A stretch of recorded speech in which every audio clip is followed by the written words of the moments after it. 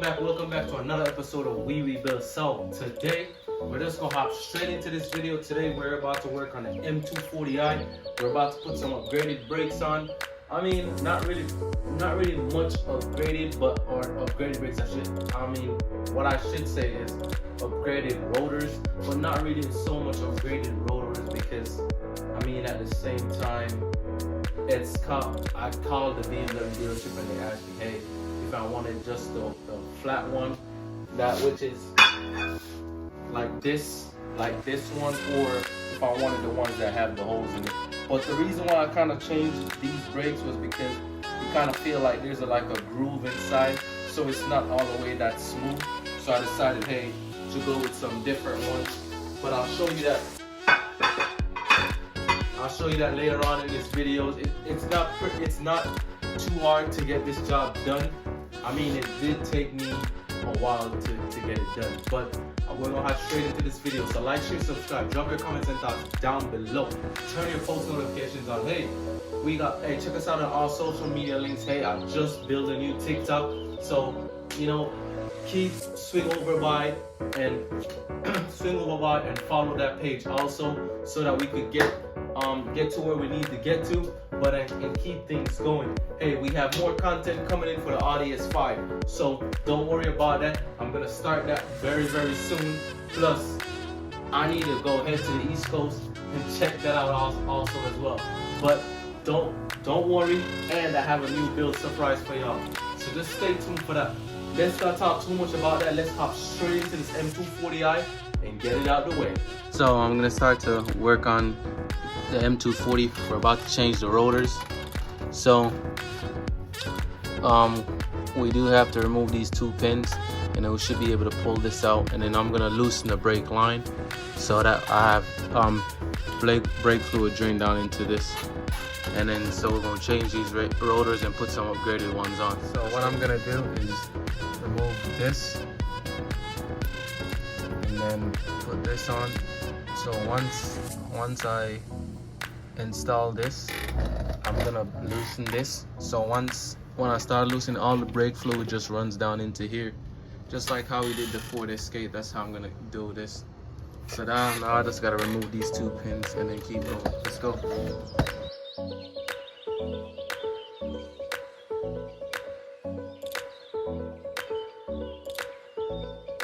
So these are all the brakes that I bought from BMW. So this is for the back, and these are the front ones. So let's keep on moving. I just removed the two bolts from that side, from the caliper. It was very hard to get it off, but we finally got it off. I just put this in here. This is one of the extra ones that I had, so I just use it and then just basically knock the rotor off. I can get it loose. So it's loose.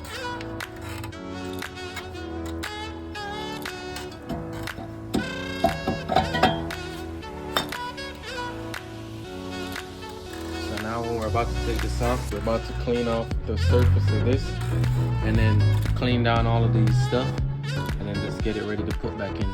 Let's go. So we got done with the back. Now it's time for the front.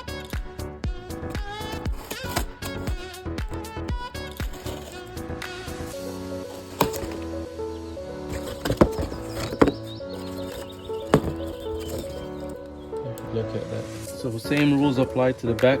Just make sure you push the two pins out. So now another way to get the pin out is I'm gonna show you. You just press down one side, and then it should be able to come out. Simple.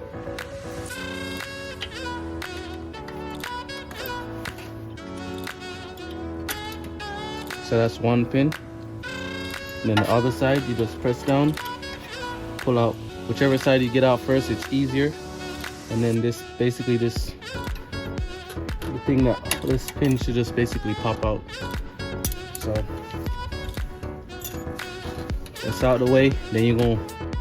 Then as I said, what I like to do is just when I pop these off, put this on and open up the line. And when I open up the line, I could just basically, when I'm pulling, I'm basically pushing some of the the brake fluid back inside and then pushing in the calipers at the same time. So when to put it back in, it's more simpler and easier instead of have to fight with it. So let's keep moving.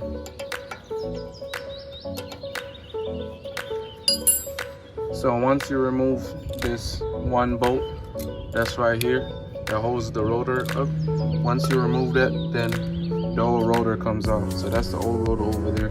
This is the new one that we're about to install.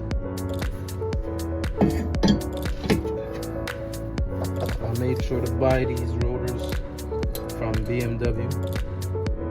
So instead of getting other ones, because I didn't want it not to fit, so I got these at BMW, and it's the correct fit. So let's make sure you remember to clean the surface off, so get most rid of that brake dust, because this car gives you a lot of brake dust.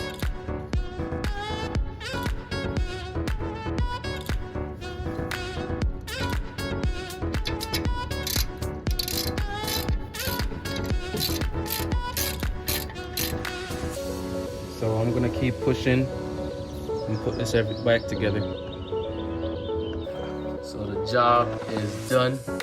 I mean, look at these rotors. I love how they look. I mean, I did drove it down the road to make sure everything is working. I didn't hear no squeaking or none of that. But I did find out why the reason I hear so much squeaking. There's a split in between the brake pads, and that's where the dust goes in the middle, so it makes it squeak a lot more. But I mean, it's good. As you can see, these have like the holes into it, but it's not all the way through. It's not like you can see straight through it and then these lines in it. So I mean, I just kind of wanted to get something that's different versus those flat ones over there. So you know, all of them are done. This is the rear, and as you can see, this is the front, and we need to get this car a wash. So, but that's pretty much it. Maybe the next time, you know, I will think about, I should have installed these new brake pads, but I didn't want to use it because I still have about like a good amount on this car.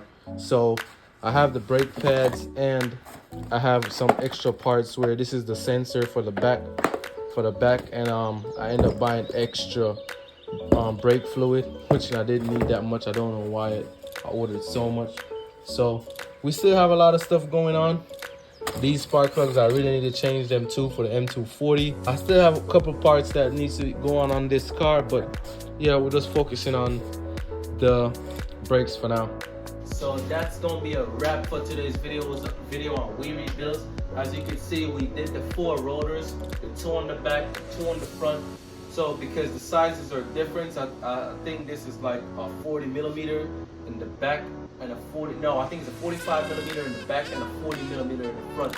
So I mean, the sizes are different, but I did make sure to ask BMW, hey, which one is it?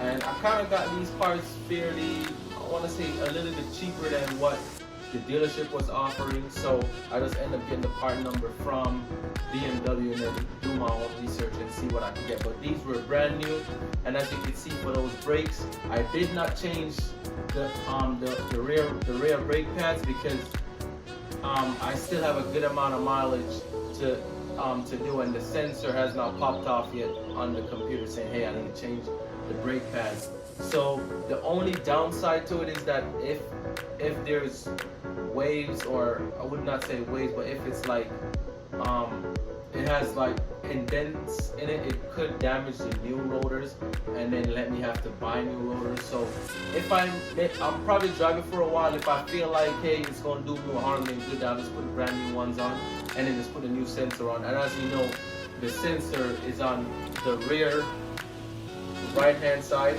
and for the front it's on the left hand side of the front. But that's pretty much it. This was just a quick build to let y'all know what's going on, and that way we Rebuildz will keep trying to put out content for y'all until we could get that S5 done. That is really coming soon, so don't sleep on that. Like, share, subscribe. Put your comments and thoughts down below. Hey, if you like the video, hit the thumbs up. If you don't like the video, hit the thumbs down. Let me know what I need to work on, so to present these builds to you in a better way. But hey, until next time, stay positive, stay motivated.